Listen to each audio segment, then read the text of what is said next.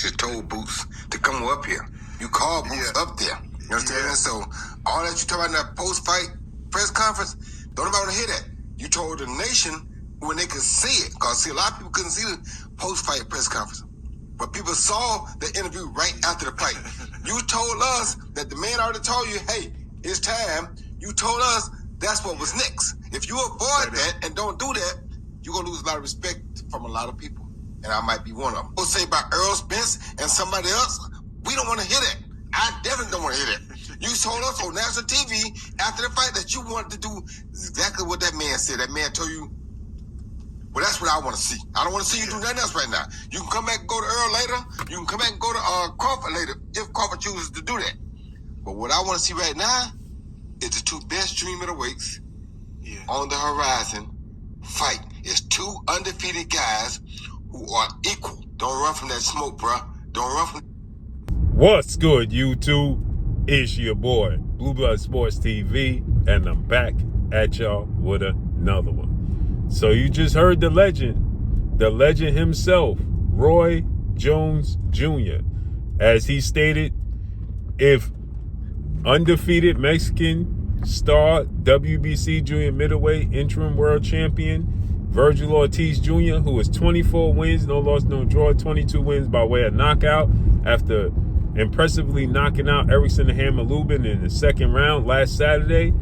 He states that if you don't face off against the man you called in the ring after you knocked out Lubin and you told the world this has to be next, and this has been brewing, and y'all the two best junior middleweights in the world between yourself and undefeated former unified IBF WBA Ring Magazine welterweight world champion superstar boxer, now WBA interim junior middleweight champion Jaron Boots Ennis, who is 35 wins, no loss, no draw, 31 wins by way of knockout. Roy said, you're going to lose respect from me and support from me if you don't take this smoke.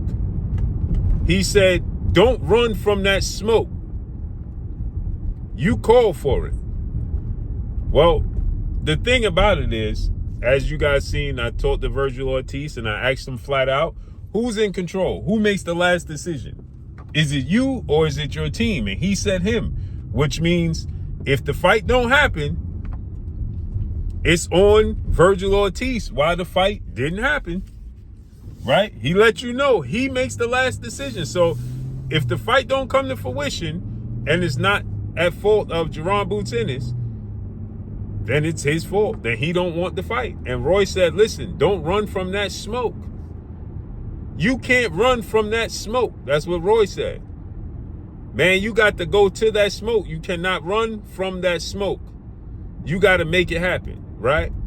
And so Vergil stated to me he 100% wants to fight with Jaron Ennis.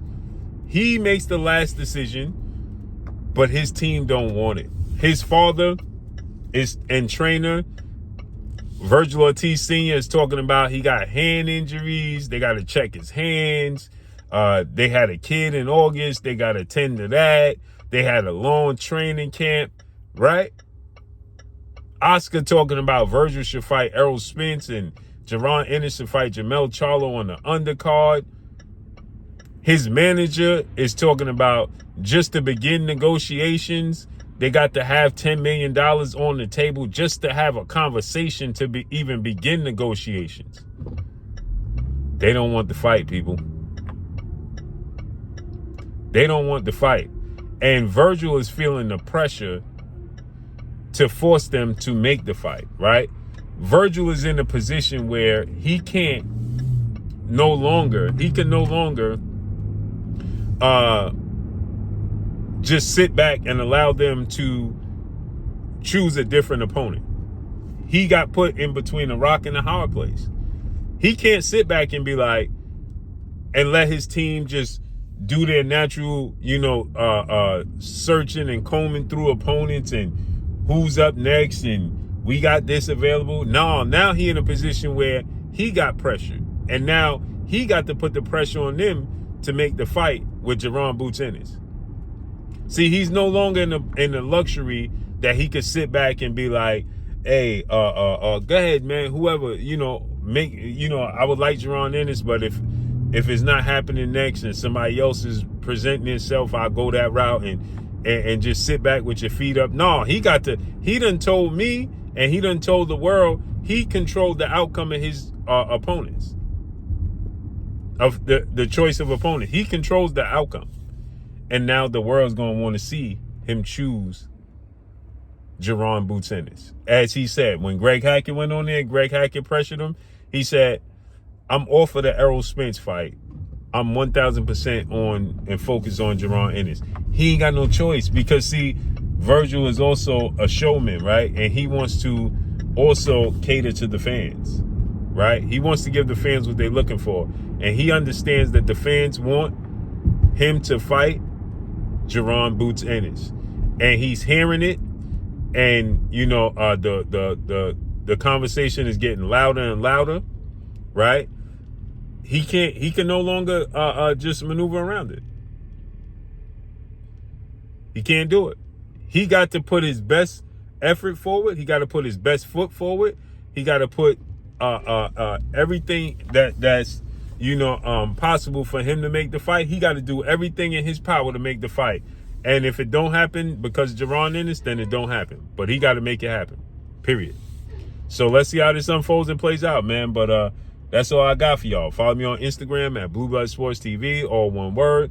Like Roy said, we ain't trying to hear you go no different route, man. We ain't trying to hear that, man. We trying to see you fight Jerron Boots Ennis. Don't run from that smoke, or you gonna lose us as a fan base. His fans are starting to put pressure as well. They like, bruh, what we doing? What we doing? You know what I'm saying? So let's see how it unfolds and plays out, man. But that's all I got for y'all. Follow me on Instagram at Blue Blood Sports TV, all one word. I'm gone. Peace.